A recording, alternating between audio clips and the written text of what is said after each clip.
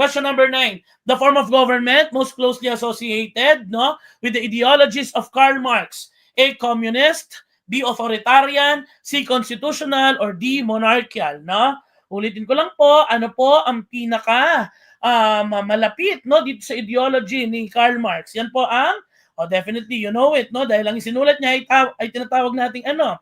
Ang sinulat niya ay tinatawag nating the Communist Manifesto. The correct answer is letter A, Communist. Tumpak. Okay? Alright, tumpak. No? So we would know that Karl Marx, no?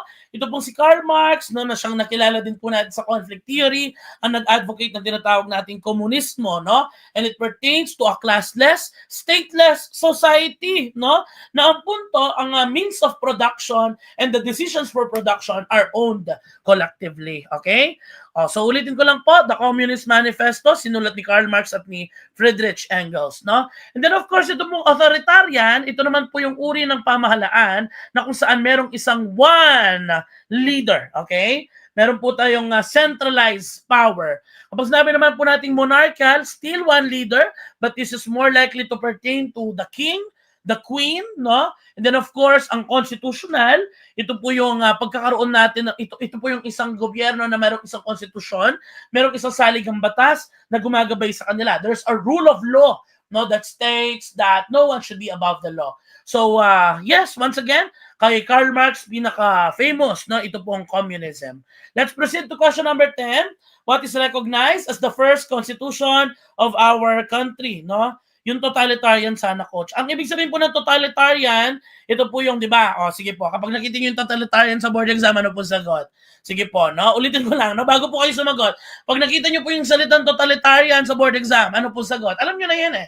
Magniningning na yan sa utak ninyo. Kapag totalitarian, ano po yung totalitarian? This is, may bansa kasi, no? May bansa po na papasok sa isip natin. Tama ka dyan, Sir Christian.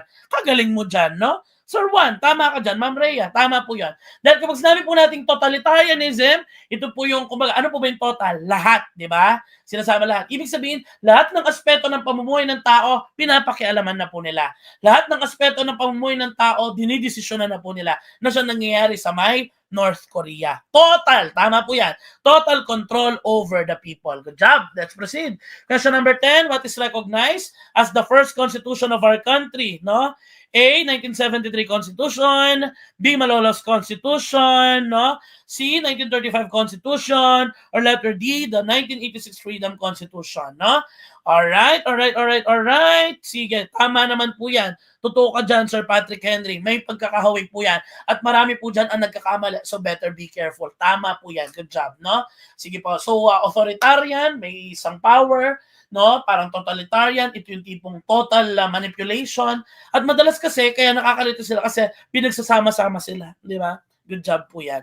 Alright, the correct answer is letter B, the Malolos Constitution. And we would know, ladies and gentlemen, that this was ratified, no, taong 1899, and it established the first republic, no, under Emilio Aguinaldo. Ulitin ko, we have the Malolos Constitution ratified in 1899 and established, no, the Philippine Republic under Emilio Aguinaldo. It will be followed by, of course, we have the 1935 Constitution. Ang keyword po natin dito, Commonwealth, okay? We would remember the transition years being provided by the Americans to us as Filipinos, okay? After that, we will be having our 1973 Constitution. Question, pakidrill po natin dyan, mga kababayan. Pakidrill po natin dyan, mga kababayan. Sino pong presidente ang nagpatupad ng 1973 Constitution? O rather, kaninong administrasyon po na ipatupad ang 1973 Constitution? Sige nga po. Yes, Ma'am Dindin, kapag totalitarian, pala desisyon ng leader, no? Alright. Ay, tumpak po kayo dyan. Very good, no? Pag po 1973 Constitution, this is the Marcos Constitution. At tatandaan nyo po na lumilito sa board exam, ito daw pong 1973 Constitution ang nagbigay ng much powers in the president. Because, no, nagkaroon po tayo ng parliamentary system of government, no? Pag sinabi natin parliamentary, may closeness, no? May matinding closeness ang executive at ang legislative. Okay po. And syempre, after the people power, magkakaroon po tayo ng 1986, no, Freedom Constitution. Alright? Sige. Alright. There you go, no? So basically, ang pagkakasunod-sunod po nila, ma'am, ay ganito, no? Number 1, the Malolos Constitution. Number 2, the 1935. Number 3, the 1973. And number 4, the 1986. But mind you, 4 sa mga pinaka-importanting constitution lamang po natin ang mga ito, no? Alright, sige, let's proceed. Okay? Ayan, let's have question number 11. The following are attributes of a democratic and republican state except A, existence of a Bill of Rights. B, government functions in accordance with the laws. C, supremacy of the president over the branches of government.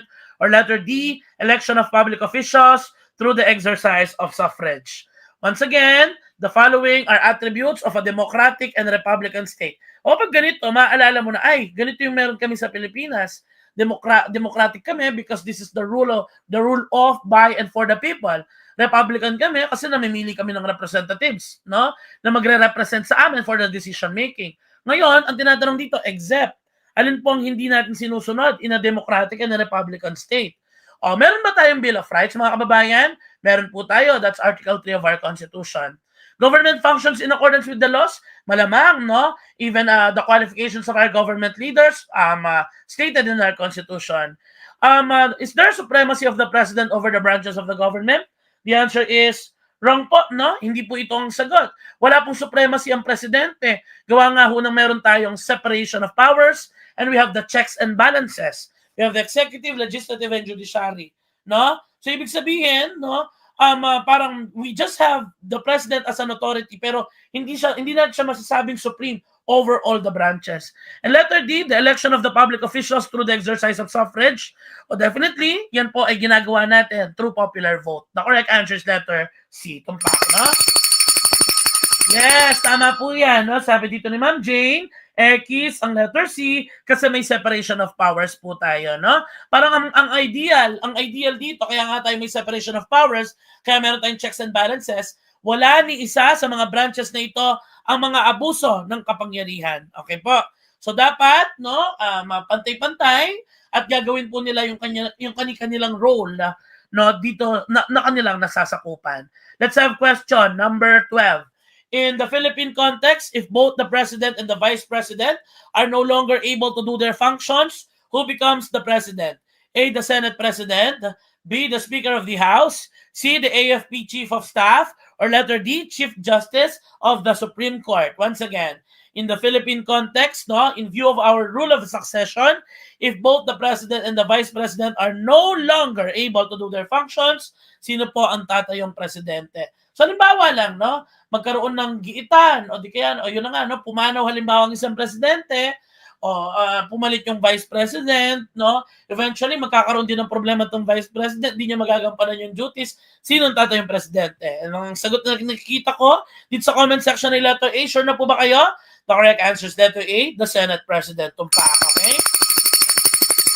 It's letter A, mga kababayan. So actually ito po ang ating rule. The Philippine presidential rule of succession. Tama po ito, no? So we start from the president, of course, that is FMJ or BBM. We also have Sara Duterte, our vice president. Kapag po halimbawa sa kanila, hindi na po nila magampanan yung duties nila, ang papalit daw po ay ang ating Senate president. Ang dati po nating Senate president ay si Francis Escudero, si Chis Escudero, pero recently, pinalitan na po siya ni Soto, no? And then halimbawa, in worst cases, talagang itong si Senate President ay pumanaw din, magkasakit din, o hindi na rin niya magampanan yung duties, ang papalit na presidente ay yung Speaker of the House of Representatives. Ang huli po nating speaker ay si Ferdinand Martin Romualdez, pero just today, tama po ba? Just today, bumitaw po siya sa pwesto. Ang current Speaker of the House of Representatives po natin ay si Boji, no? Ang representative ng 6th District of Isabela. At kung sakaling ang House of Representative, no, ang Speaker of the House of Representative ay unable din to fulfill the duties, papalit si Alexander Quezmundo, ang Chief Justice, no, ng ating Supreme Court. Question, hi Coach! Palagay niyo po ba matatanong po ba si Soto at si Boji? Hindi po ate, bakit po, no? Gawa nga po ng recent lang po nangyari ang pagpapalit no ng ating Senate President at House of Representative Speaker, no? So alam naman po natin ang mga paper natin for the board exam, matagal na po yung pinrepare, no? So malamang lamang hindi pa po updated ang PRC, okay? Sige, all right.